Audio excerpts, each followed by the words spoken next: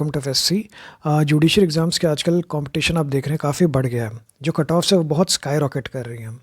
लेकिन जब भी आप देखिएगा कंपटीशन बढ़ता है तो स्टूडेंट का जो सक्सेस रेट है वो कम होता है, फेलियर रेट बढ़ता है। इसको एक एग्जांपल से अगर हम समझें कि मानिए कोई एक अच्छा स्टूडेंट पहले 5 स्टेट में बैठता था, तो उसका जो प्रीलिम्स निकलता था वो 3 से 4 स्टेट में आराम से प्रीलिम्स निकाल लेता था। लेकिन आज कॉम्पिटिशन इतना बढ़ गया है कि वो सिर्फ 2 से 3 स्टेट में ही प्रीलिम्स क्वालिफाई कर पा रहा है और बाकी स्टेट्स में नहीं कर पा रहा है। इसमें जो कंपटीशन की प्रैक्टिकलिटी है उसको देखने के बजाय हमारे यहाँ अभी भी वही जो एज ओल्ड कंडीशनिंग है वो चल रही है। वो ये है कि अगर किसी का सिलेक्शन या क्वालिफाई वो कर रहा है तो वो पढ़ाई करता है, और किसी का अगर सिलेक्शन नहीं हो पा रहा है किसी कारणवश तो वो बच्चा नॉन सीरियस है, वो पढ़ाई में उतनी मेहनत नहीं कर रहा है। देखिए, ये एक बहुत ही फॉल्स नैरेटिव है। ये जो ब्लैक एंड वाइट में देखने की सिचुएशन हो गई है हमारी, ये गलत है। ऐसा हो सकता है कि जो बच्चा क्वालिफाई नहीं कर पा रहा है वो एक्चुअली में सही में मेहनत करता हो, हार्ड वर्क करता हो, कोई ना कोई ऐसी चीज़ है जो उसकी क्लिक नहीं हो रही है, या कुछ ऐसे डॉट्स है जिनको वो लिंक नहीं कर पा रहा हो। तो मे बी अगर वो एक नए नज़रिए से अपने प्रिपरेशन को देखे और कुछ नए अडेप्टेशंस लाए, अपनी प्रिपरेशन में इनकलकेट करे, तो हो सकता है ये जो गैप है जो सिलेक्शन और नॉन सिलेक्शन के बीच में है उसको वो फिल कर सकता है। तो इस वीडियो में हम कुछ ऐसे ही अडेप्टेशंस की बात करेंगे जो मे बी आप अगर प्रिपरेशन को फिर से इंट्रोस्पेक्ट करें तो उससे हो सकता है कि बेटरमेंट हो आपको। तो चलिए देखते हैं, इस वीडियो में कुछ इंपॉर्टेंट पॉइंट्स पे बात करते हैं। सबसे पहली बात आती है बेसिक्स की। आपने सुना होगा कि हमेशा लोग बोलते हैं कि बेस स्ट्रॉन्ग करो तभी कंपटीशन निकलेगा, और ये भी होता है कि बिना बेस स्ट्रॉन्ग किए आपका कंपटीशन नहीं निकल सकता। ये बेस क्या होता है और ये हमको कैसे, क्या हम इसको मेजर कर सकते हैं कि हम जान सकें कि हमारे बेसिक स्ट्रॉन्ग हैं कि नहीं है? तो इसका एक तरीका हो सकता है ये जानने के लिए कि हमारा बेस जो है, जो कि हमारे बेसिक प्रिपरेशन है, वो स्ट्रॉन्ग है कि नहीं है। देखिए, सबसे पहले चीज़ क्या होती है कि अगर हम किसी भी एग्जामिनेशन को देखें तो उसमें 3 तरह के क्वेश्चंस होते हैं, और इन तीनों के ही मिश्रण से वो पूरा क्वेश्चन पेपर बनता है। उसमें कुछ सेक्शन बहुत ईजी क्वेश्चंस के होंगे, कुछ मॉडरेट होंगे और कुछ बहुत डिफ़िकल्ट क्वेश्चंस होते हैं। अब एग्जामिनेशन में जिन क्वेश्चंस का प्रोपोर्शन ज़्यादा होता है उसके अकॉर्डिंगली हम उस क्वेश्चन पेपर को डिफ़ाइन कर देते हैं। जैसे फॉर एग्जांपल, अगर इजी और मॉडरेट क्वेश्चन ज़्यादा है तो हम कह देंगे कि ये इस बार का जो पेपर आया था वो इजी था। अगर मॉडरेट टू डिफ़िकल्ट क्वेश्चन ज़्यादा हो गए तो हमने कह दिया कि ये पेपर जो है इस बार डिफ़िकल्ट इंक्लिनेशन की तरफ था। तो इससे अब हम कैसे पता करें कि हमारा जो बेस है वो स्ट्रॉन्ग है कि नहीं? देखिए, इसको करने का एक बहुत सिंपल सा तरीका है। किसी भी क्वेश्चन पेपर में, चाहे वो एग्जामिनेशन हॉल में हो या जो आप घर में एमसीक्यू प्रैक्टिस कर रहे हैं, कोई भी क्वेश्चन पेपर जब आप उठाएंगे उसमें आप ये देखेंगे कि अगर उस क्वेश्चन पेपर का ईजी और मॉडरेट सेक्शन में आपकी 98 से 99% अगर एक्यूरेसी मेंटेन हो रही है और आप उसको सस्टेन कर रहे हैं, तो इसका मतलब ये है कि आपके जो बेस है ना वो स्ट्रॉन्ग है। और अगर आप इसको कंसिस्टेंटली मेंटेन नहीं कर पा रहे तो इसका मतलब ये है कि आपको वापस जाके अपने बेसिक्स फिर से स्ट्रॉन्ग करने चाहिए।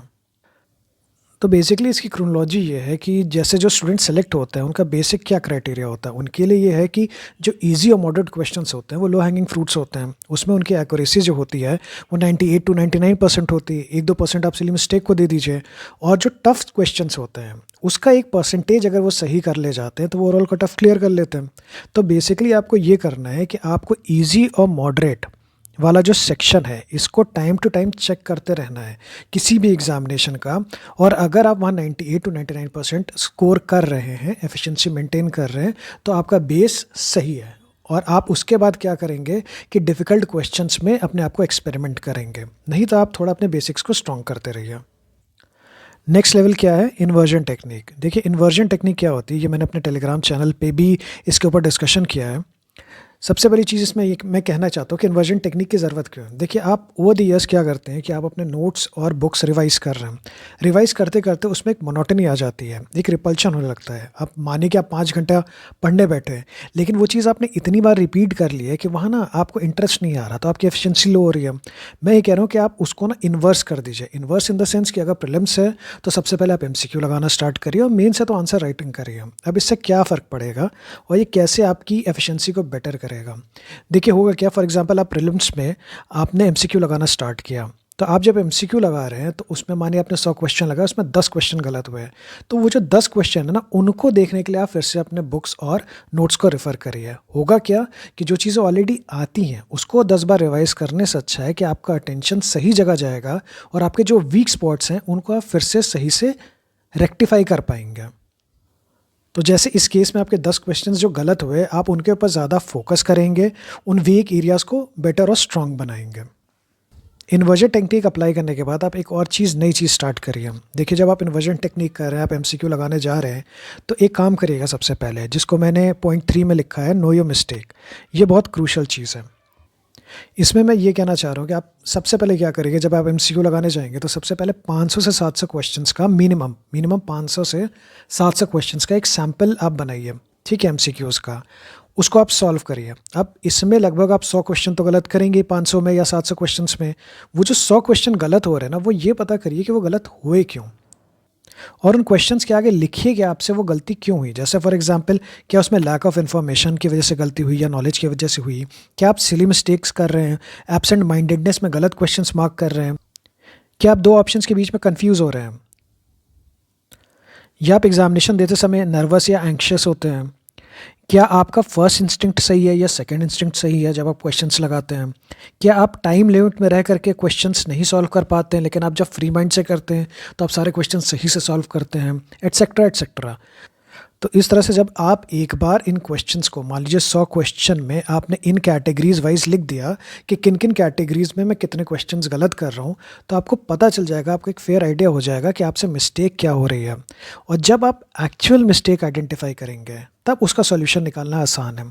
जैसे फॉर एग्जांपल, कई बार क्या होता है कि कुछ स्टूडेंट्स हैं, ठीक है, वो गए एग्जामिनेशन हॉल में और उनके मान लीजिए 10 क्वेश्चन गलत हो गए जो उनको आते थे। उनको ये लग रहा है कि उन्होंने रिवीजन सही से नहीं किया था, इसलिए गलत हुआ। पर हो सकता है कि वो नर्वस और पैनिक होने की वजह से उन क्वेश्चंस को गलत करके आए। अब वो क्या कर रहे हैं कि हर बार जा करके बार बार रिवाइज कर रहे हैं, जबकि रिवीजन में तो प्रॉब्लम है ही नहीं। प्रॉब्लम ये है कि जब आप अपने आप को एग्जामिनेशन हॉल में सही से अप्लाई नहीं कर पा रहे हैं, तो जब तक आप सही प्रॉब्लम समझेंगे नहीं, तब तक उसका सही सोल्यूशन नहीं निकलेगा। इसीलिए नो योर मिस्टेक जो है वो बहुत क्रूशल है। आप पता करिए कि आपकी प्रॉब्लम है क्या, किस वजह से आपके नंबर नहीं बढ़ रहे हैं, और अगर आपने उसको सही से आइडेंटिफाई कर लिया तो आप अपनी एफिशिएंसी को बढ़ा सकते हैं, और यही 10-20 क्वेश्चन आपके एग्जामिनेशन हॉल में और सही होंगे। इसके बाद आता है elimination technique. Elimination technique basically क्या होता है कि जैसे जब आप एग्जामिनेशन हॉल में बैठते हैं, कुछ चीज़ें आप देखते हैं कि जो कि आपको डायरेक्ट आ रही होती हैं, और कुछ चीज़ें ऐसी हैं कि शायद आपको पता है लेकिन आपको ना डायरेक्ट आंसर नहीं पता, एग्जैक्ट आंसर नहीं पता। तो वहाँ पे हम एलिमिनेशन टेक्निक लगाते हैं। जहाँ देखिए आपको डायरेक्ट पता है वो तो बहुत अच्छी बात है, लेकिन जहाँ डायरेक्ट आपको आंसर नहीं आ रहा, वहाँ आप क्या करेंगे? कॉम्पिटिशन इतना ज़्यादा है कि आप उन क्वेश्चन को ऐसे छोड़ तो नहीं सकते। तो उस केस में क्या करना है कि देखिए, अगर आपके सामने 4 ऑप्शन है, आपको एग्जैक्ट आंसर नहीं पता है, एटलीस्ट आप इतना तो कर सकते हैं कि इसमें ये देख लीजिए कि क्या नहीं हो सकता है, और जो नहीं हो सकता उनको एलिमिनेट कर दीजिए। इससे क्या होगा कि आपकी जो प्रोबेबिलिटी ऑफ आंसर है निकालने की ज़्यादा बढ़ जाएगी, क्योंकि आपने गलत ऑप्शन से एलिमिनेट कर दिए। तो एज अ कॉन्सिक्वेंस जो ऑप्शंस बचेंगे वो आपकी प्रोबेबिलिटी ऑफ आंसर सिलेक्शन बढ़ाएंगे। तो ऐसे केसेस में क्या होता है कि आपने मान लीजिए कि 15 क्वेश्चन 20 क्वेश्चन एलिमिनेशन मेथड से किए और आपके 7-8 भी सही हो गया, तो ओवरऑल जो नेगेटिव मार्किंग का इम्पैक्ट होता है उसमें आपका बहुत अच्छे से फ़ायदा हो जाएगा।